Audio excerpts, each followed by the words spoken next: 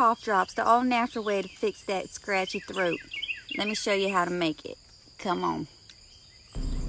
Gather you some HOREHOUND. Steep it in some boiling water for about 1 hour, then strain into a cheesecloth. Add your brown sugar and your corn syrup and mix well. You're going to put this in a saucepan and allow it to warm up until it reaches 300 degrees. Once it reaches 300 degrees, you'll add it into a greased pan. Let it set and break up when it's hard. It really is that simple, darling. Happy gardening.